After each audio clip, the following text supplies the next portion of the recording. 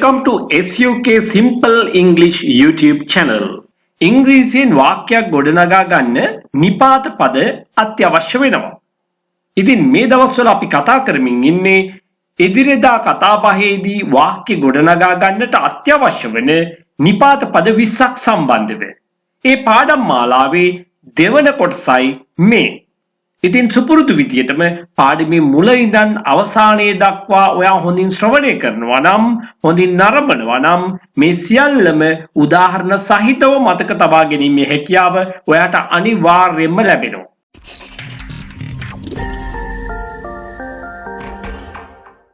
අද මුලින්ම අපි කතා කරන්නේ between කියන preposition එක සම්බන්ධව.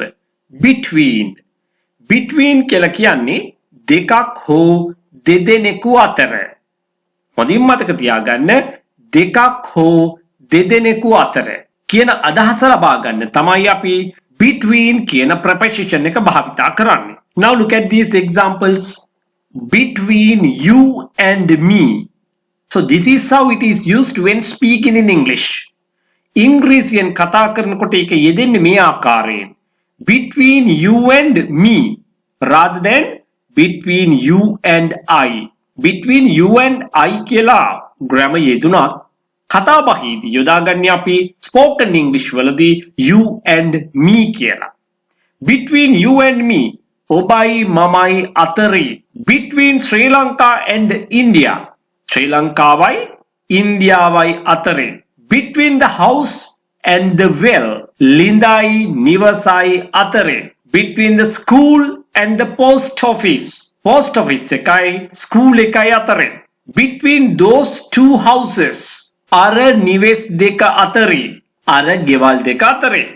Between the mango tree and the coconut tree පොල් ගසයි අඹ ගසයි අතරේ. එහෙමනම් මෙන්න මේ විදියට දෙදෙනෙකු හෝ දෙකක් අතරේ කියන අර්ථය ලබා ගැනීම සඳහා අපි භාවිතා කරන්නේ between කියන preposition එක. පිරිසක් අතරේ සමූහයක් අතරේ කියන අර්ථය ලබා ගන්න අපි භාවිතා කරන්නේ among කියන preposition එක. among you all ඔයාලා සියලු දෙනාම අතරේ.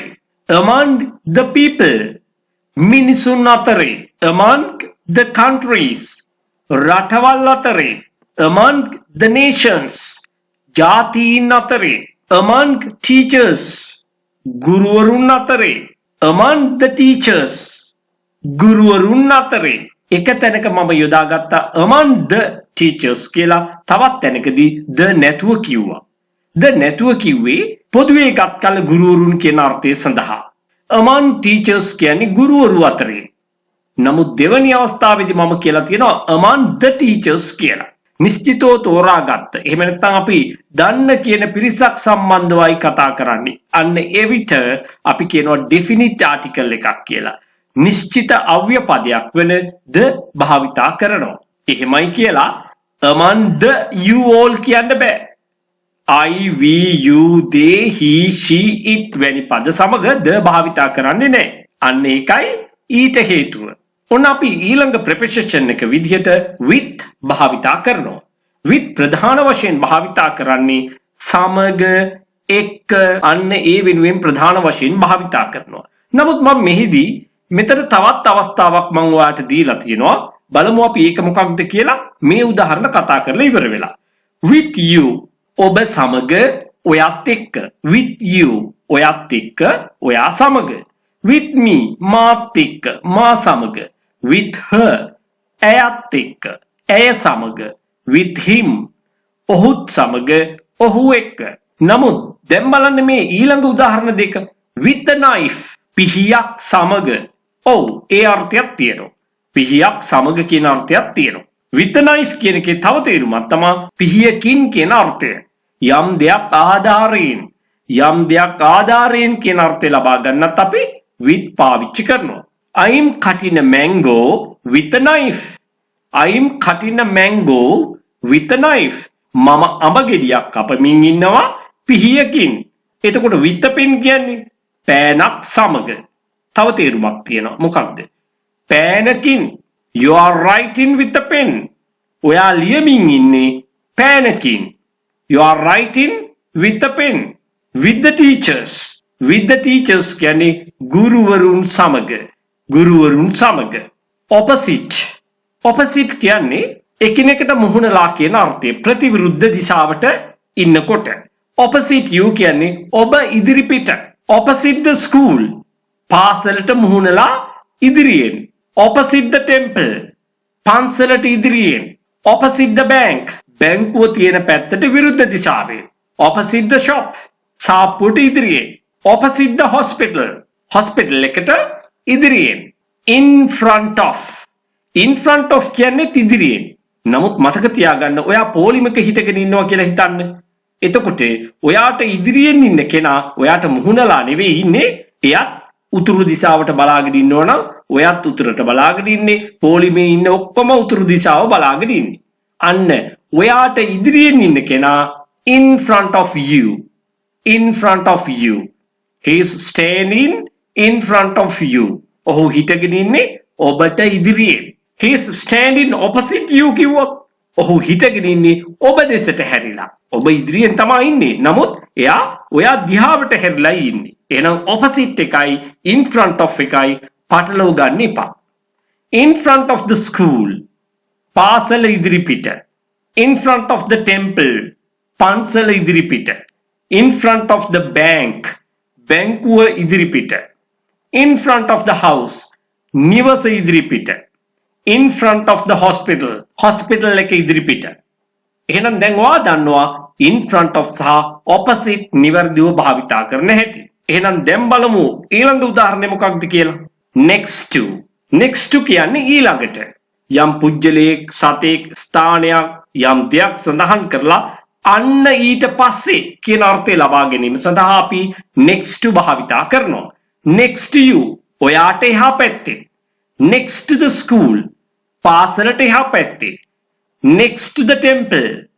පන්සලට එහා පැත්තේ. next to the bank. බැංකුවට එහා පැත්තේ.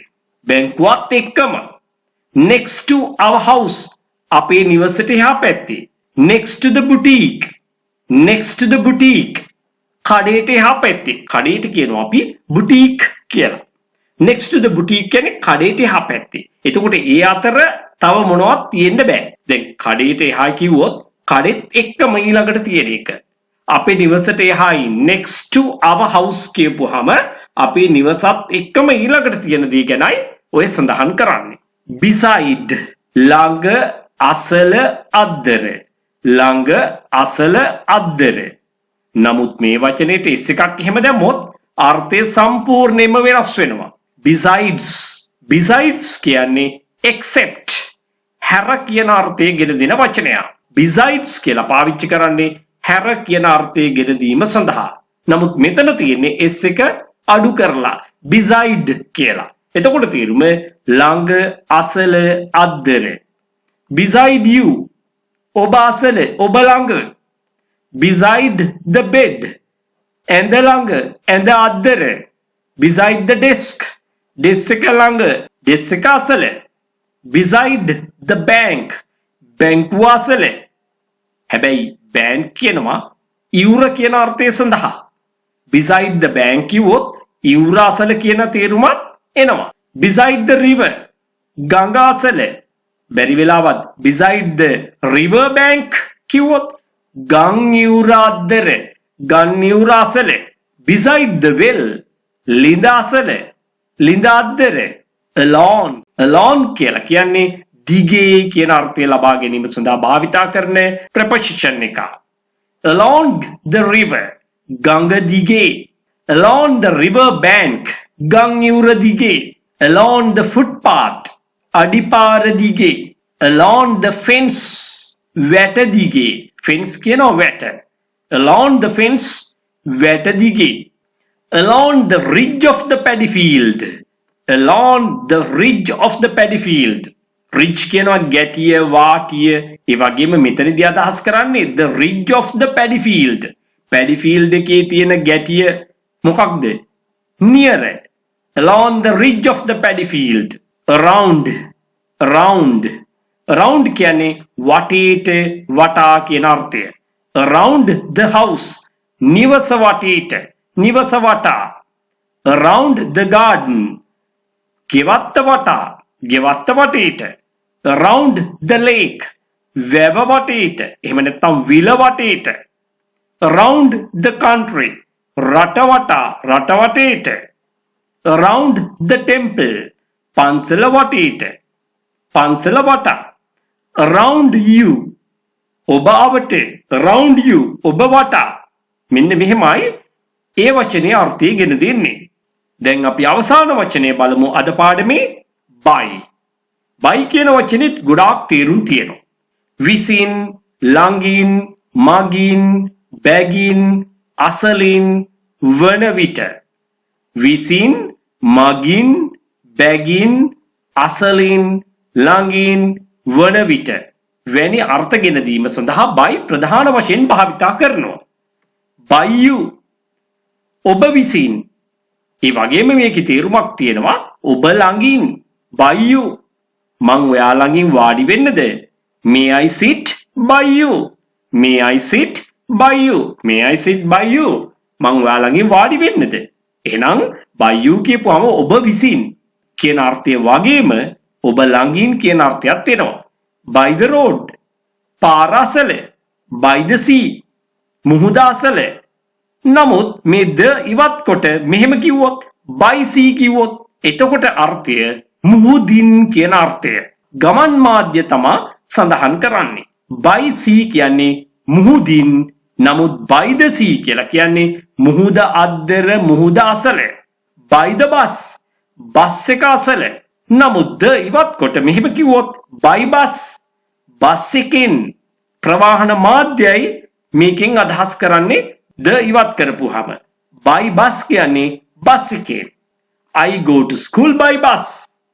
I get to school by bus. මම පාසල් යන්නේ බස් එකෙන්. by tomorrow.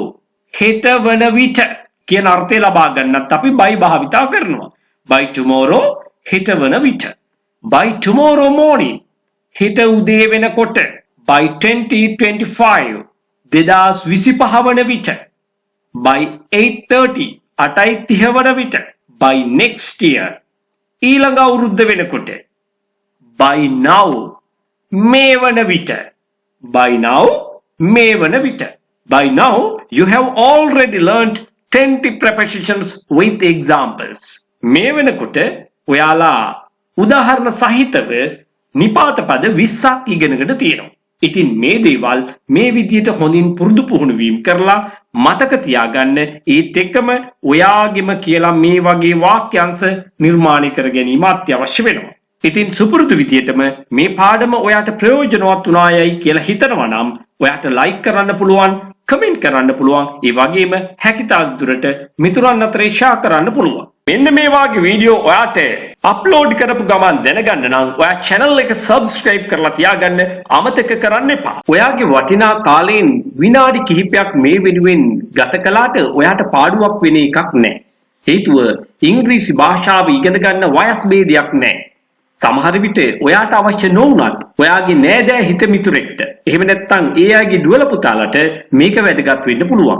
ඒ නිසා ඔයාගේ වටිනා කාලයෙන් විනාඩි කිහිපයක් මේ වෙනුවෙන් කැප කරන්න කියලා කරන කාරුණික ඉල්ලීමත් එක්ක මගේ පන්ති පිළිබඳව කෙටි විස්තරයක් ඔබ වෙත ගෙන එනවා. ඔයා කොච්චර ඉගෙන ගත්තත් තාමත් ඉංග්‍රීසි කතා කරන්න බෑ නේද? ඔයා කරන්න ඕනේ ඉගෙන ගන්න ක්‍රමයේ වෙනස් කරන එක. සියලුම ව්‍යාකරණ ඔයා ඉගෙන ගත්තට ඉංග්‍රීසි තාමත් කතා කරන්න බැරි වෙන්නේ හේතුව ඒ සඳහා පුහුණුව අත්‍යවශ්‍ය වන නිසා. ඒ සඳහා ඔයා තෝරගන්න ඕනේ පිරිස අඩු පන්තියක්. මෙන්න මේ පන්තිය ඔයාට වඩාත් සුදුසුයි කියලා මම හිතනවා. 3 ශ්‍රේණියේ සිට 11 ශ්‍රේණිය දක්වා පාසල් යන දුවල පුතාලට ගෲප් ක්ලාස් එකකට සම්බන්ධ වෙන්න පුළුවන්. එක කණ්ඩායමක මම තියාගන්නේ 10 දෙනෙක් පමණයි උපරිම වශයෙන්. මාසෙකට පැය 8ක් උගන්වනවා. රුපියල් 2000යි පන්ති ගාස්තුව. ඉන්ඩිවිජුවල් ක්ලාස් එකකට, ඒ කියන්නේ තනි පුජ්‍යල පන්තියක් සඳහා පැය 8ක් වෙන් කරනවා. ගාස්තුව රුපියල් 8000යි. මේ සියල්ලම මාර්ගගත ක්‍රමයට, ඒ කියන්නේ ඔන්ලයින් ක්ලාසස් ක්‍රමයට තමයි පවත්වාගෙන යන්නේ. සාමාන්‍ය පෙළ විභාගයෙන් පසු, ඒ වගේම මෙවර උසස් පෙළ විභාගයෙන් පස්සේ සිසුන්ට නේවාසිකව පුහුණුව ලබා ගන්න පුළුවන් දින 21ක්. මේකේ විශේෂතා ගොඩක් තියෙනවා. ආහාර පාන, නවාතැන් පහසුකම් සමග සම්පූර්ණ ගාස්තුව ඔයා ගෙවන්න ඕනේ රුපියල් 85000ක් පමණයි.